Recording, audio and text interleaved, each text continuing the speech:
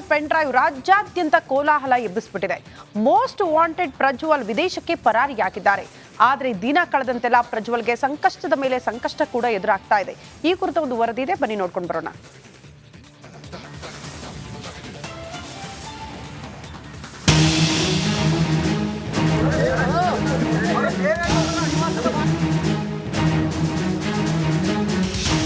Pen drive ಹರಿದಾಡುತ್ತಿದ್ದಂತೆ Prajwal ವಿದೇಶಕ್ಕೆ ಹಾರಿದ್ದಾರೆ.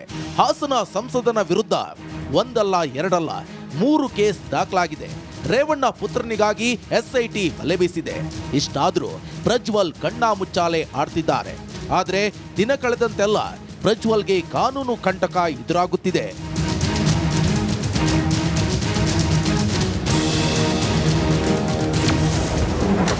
ಪ್ರಜ್ವಲ್ ರೇವಣ್ಣಗೆ ಮತ್ತೊಂದು ಕಾನೂನು ಕಂಟಕ. 3ನೇ ಎಫ್ಐಆರ್ನಲ್ಲಿ ಕಠಿಣ ಸೆಕ್ಷನ್ ದಾಖಲು.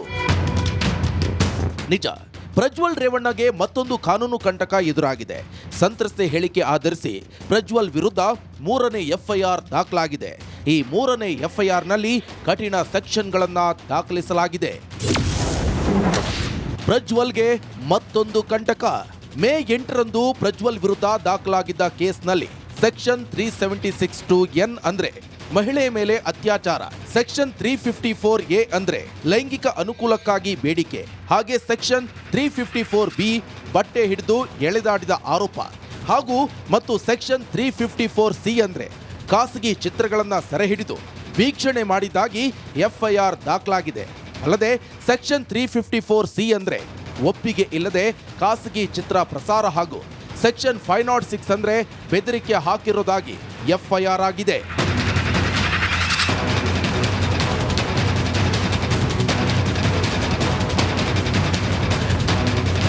ಪ್ರಜ್ವಲ್ಗಾಗಿ ಎಸ್ಐಟಿ ದೊಡ್ಡ ಬಲೆಯನ್ನೇ ಬೀಸಿದೆ. ಆದರೆ ಹಾಸನ ಸಂಸದ ಮಾತ್ರ ಎಸ್ಐಟಿಗೆ ಚಳ್ಳೆಹಣ್ಣು ತಿನ್ನಿಸುತ್ತಿರೋದು ಮಾತ್ರ ಸುಳ್ಳಲ್ಲ.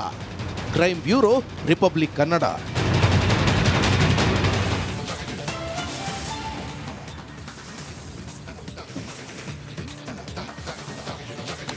ಮಾದೇಶ್ ಇದ್ದಾರೆ ನಮ್ಮ ಕ್ರೈಮ್ ಪ್ರತಿನಿಧಿ ನಮ್ಮ ಜೊತೆ. ಮಾದೇಶ್, ಈಗ SIT ತಂಡ ರಚನೆ ಆಗಿದೆ. SIT ತಂಡ ಅಂದರೆ ಅದು COD ಆಫೀಸಲ್ಲೇ ಬರುತ್ತೆ.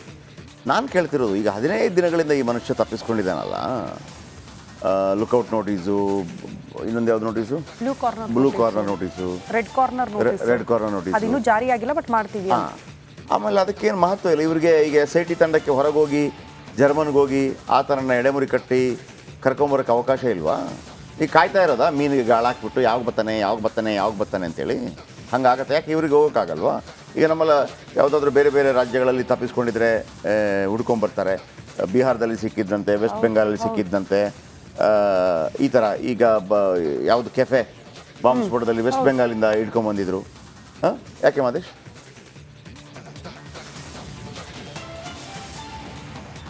ಜಯಪ್ರಕಾಶ್, ಈ ಒಂದು ಕೇಸ್ನಲ್ಲಿ ನಮ್ಮ ರಾಜ್ಯದಲ್ಲಿ ಯಾವುದೇ ಮೂಲೆಯಲ್ಲಿ ಅಡಗಿದ್ರು ಕೂಡ ನಮ್ಮ ರಾಜ್ಯದ ಕಾನೂನು ಅಡಿಯಲ್ಲಿ ಬರುತ್ತೆ.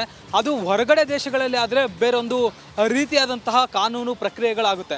ಹೀಗಾಗಿ ನಮ್ಮ ನೆಲದ ಕಾನೂನುಗಳು ಏನನ್ನುತ್ತೆ ಆ ರೀತಿಯಾದಂತಹ ಅಲ್ಲಿನ ಕಾನೂನುಗಳಿಗೆ ಅನುಗುಣವಾಗಿ ಟ್ರ್ಯಾಕ್ ಮಾಡುವಂಥ ಕೆಲಸಕ್ಕಾಗುತ್ತೆ. ಬೇರೆ ದೇಶದಲ್ಲಿ ಈಗಾಗಲೇ ಪ್ರಜ್ವಲ್ ಇದ್ದಾನೆ ಅಂತ ಗೊತ್ತಾದರೂ ಕೂಡ ಅಲ್ಲಿ ಹೋಗಿ ಆತನನ್ನು ಹಿಡ್ಕೊಂಡು ಬರೋದು SIT ಅಧಿಕಾರಿಗಳಿಗೆ ದೊಡ್ಡ ಸವಾಲೇ ಸರಿ. ಅದೇ ಕಾರಣದಿಂದಾಗಿ ಇವರು red notice, blue corner notice, ಈ ಒಂದು ನೋಟಿಸ್ಗಳನ್ನು ಹೊರಡಿಸಿದರೆ, ಜೊತೆಗೆ ಈ ಒಂದು ನೋಟಿಸ್ಗಳನ್ನು ಎಲ್ಲೆಲ್ಲಿ ಹೊರಡಿಸಲಾಗಿದೆ, ಪ್ರಮುಖವಾಗಿ ಎಲ್ಲ ರೀತಿಯಾದಂಥ ಏರ್ಪೋರ್ಟ್ಗಳಲ್ಲಿ ಮತ್ತು ಬಾರ್ಡರ್ಗಳಲ್ಲಿ ಹಾಗೂ ಬಂದರುಗಳಲ್ಲಿ ಮಾತ್ರ ಈ ರೀತಿಯಾದಂಥ ನೋಟಿಸ್ಗಳನ್ನು ಹೊರಡಿಸಲಾಗುತ್ತೆ. ಅದು ಬಿಟ್ಟು ನಾರ್ಮಲ್ ನಗರಗಳಲ್ಲಿ ಈ ರೀತಿಯಾದಂಥ ನೋಟಿಸ್ಗಳು ಅಷ್ಟೊಂದು ಸರ್ಕ್ಯುಲೇಟ್ ಆಗಿರೋದಿಲ್ಲ. ಜೊತೆಗೆ ಬೇರೆ ದೇಶದಲ್ಲಿ ಒಬ್ಬ ಆರೋಪಿಗಾಗಿ, ಅದರಲ್ಲೂ ಕೂಡ ಯಾವುದೋ ಒಂದು ದೂರದ ದೇಶದ ಆರೋಪಿಗಾಗಿ ಅಲ್ಲಿನ ಸ್ಥಳೀಯ ಏಜೆನ್ಸಿಗಳು ಕೂಡ ಅಷ್ಟೊಂದು ತಲೆ ಕೆಡಿಸ್ಕೊಂಡು ಹುಡುಕಾಡ್ತಾರೆ ಅನ್ನೋದು ಕೂಡ ಇಲ್ಲಿ ತುಂಬ ಇಂಪಾರ್ಟೆಂಟ್ ಆಗುತ್ತೆ. ಈ ಎಲ್ಲವೂ ಕೂಡ ಆರೋಪಿ ಸ್ಥಾನದಲ್ಲಿರುವಂಥ ಪ್ರಜ್ವಲ್ ರೇವಣ್ಣಗೆ ಒಂದು ರೀತಿಯಾದಂಥ ಹೆಲ್ಪ್ ಆಗುತ್ತೆ ಅಂತಲೇ ಹೇಳ್ಬೋದು. ಆತ ಮೂವ್ಮೆಂಟ್ ಆದ್ರೇ ಇಲ್ಲಿ ಪೊಲೀಸರಿಗೆ ಒಂದು ಕ್ಯಾಚ್ ಮಾಡೋದಕ್ಕಾಗಿರ್ಬೋದು, ಅವರಿಗೆ ಇನ್ಫಾರ್ಮೇಷನ್ ಪಡ್ಕೊಳ್ಳೋದು ತಪ್ಪಿಸ್ಕೊಳ್ಳೋದಕ್ಕಾಗಿರ್ಬೋದು ಒಂದು ಸಹಾಯ ಆಗುತ್ತೆ.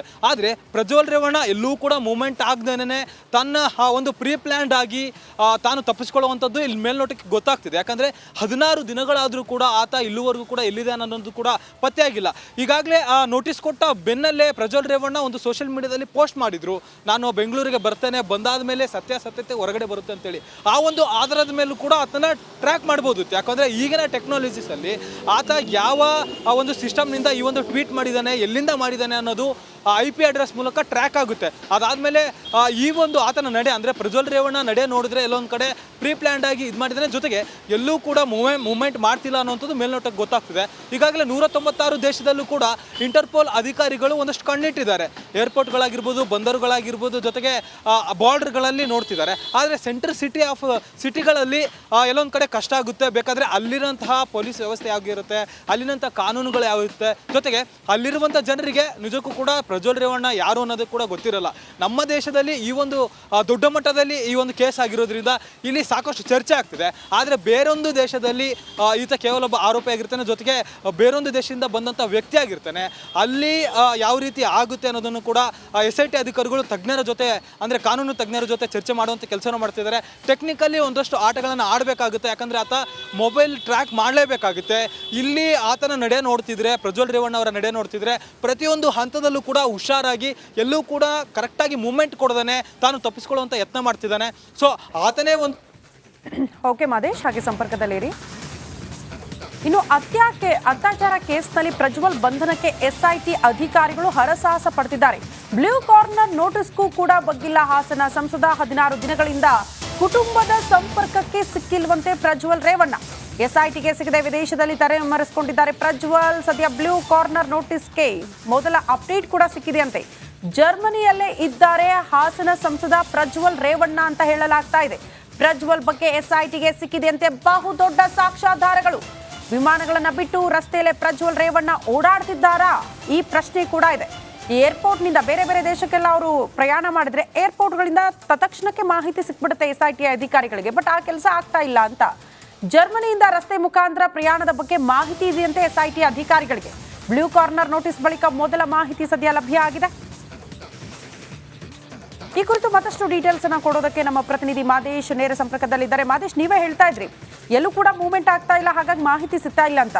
ಈ ಬ್ಲೂ ಕಾರ್ನರ್ ನೋಟಿಸ್ನ ಮಹತ್ವ ಏನು? ಬ್ಲೂ ಕಾರ್ನರ್ ನೋಟಿಸ್ ಅಂದ್ರೇನೆ ಆತ ಎಲ್ಲಿದ್ದಾನೆ, ಆತನ ಚಲನವಲನದ ಬಗ್ಗೆ ಮಾಹಿತಿ ಸಿಗುತ್ತೆ ಅಂತ ಹೇಳಲಾಗ್ತಾ ಇತ್ತು. ಬಟ್ ಆದ್ರೂ ಕೂಡ ಮಾಹಿತಿ ಸಿಗ್ತಾ ಇಲ್ವಾ? ಶ್ರುತಿ, ಬ್ಲೂ ಕಾರ್ನರ್ ನೋಟಿಸ್ ಆಗಿರ್ಬೋದು, ಲುಕೌಟ್ ನೋಟಿಸ್ ಆಗಿರ್ಬೋದು, ಮತ್ತೆ ರೆಡ್ ಕಾರ್ನರ್ ನೋಟಿಸ್ ಆಗಿರ್ಬೋದು, ಈ ಎಲ್ಲ ನೋಟಿಸ್ಗಳು ಬೇರೊಂದು ದೇಶಗಳಿಗೆ ಒಬ್ಬ ಆರೋಪಿ ತಪ್ಪಿಸಿಕೊಂಡು ಹೋಗಿದ್ರೆ ಅಲ್ಲಿನ ಸ್ಥಳೀಯ ಏಜೆನ್ಸಿಗಳಿಗೆ ಮತ್ತು ನಮ್ಮ ಇಂಟರ್ಪೋಲ್ನ ಅಧಿಕಾರಿಗಳಿಗೆ ಅಲ್ಲಿರುವಂಥ ಒಂದಷ್ಟು ಮೇನ್ ಟ್ರಾನ್ಸ್ಪೋರ್ಟ್ ಜಾಗಗಳಲ್ಲಿ, ಯಾಕಂದರೆ ಒಬ್ಬ ವ್ಯಕ್ತಿ ತಪ್ಪಿಸ್ಕೊಳ್ತಿದ್ದಾನೆ ಅಂತಂದರೆ ಟ್ರಾನ್ಸ್ಪೋರ್ಟನ್ನು ಯೂಸ್ ಮಾಡುವಂಥದ್ದು ಬೇಸಿಕ್. ಹೀಗಾಗಿ ಬೇರೆ ದೇಶಗಳಿಗೆ ಹೋಗ್ತಾರೆ ಅಂದರೆ ಏರ್ಪೋರ್ಟ್ಗಳಾಗಿರ್ಬೋದು, ಹಡಗುಗಳಾಗಿರ್ಬೋದು ಬಳಸುವಂಥದ್ದು ನಾರ್ಮಲ್ ಕಾಮನ್ ಪ್ರೊಸೀಜರ್.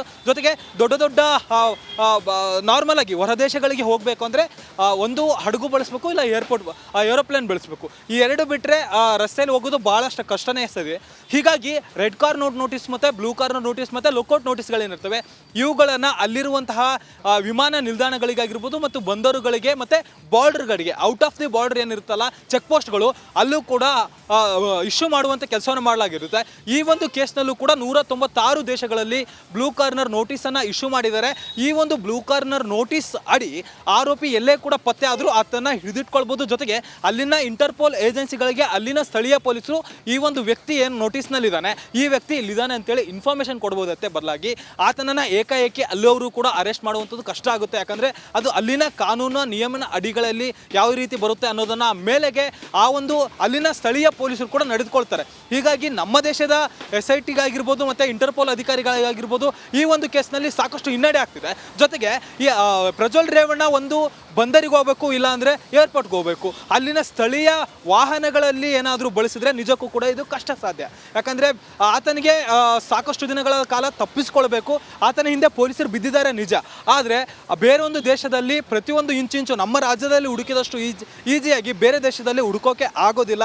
ಅಲ್ಲಿನ ಕಾನೂನು ಪ್ರಕ್ರಿಯೆಗಳು ಬೇರೆ ಇರುತ್ತೆ. ಜೊತೆಗೆ ಓಕೆ ಮಾದೇಶ್, ಧನ್ಯವಾದಗಳು ತಮ್ಮೆಲ್ಲ ಮಾಹಿತಿಗೆ.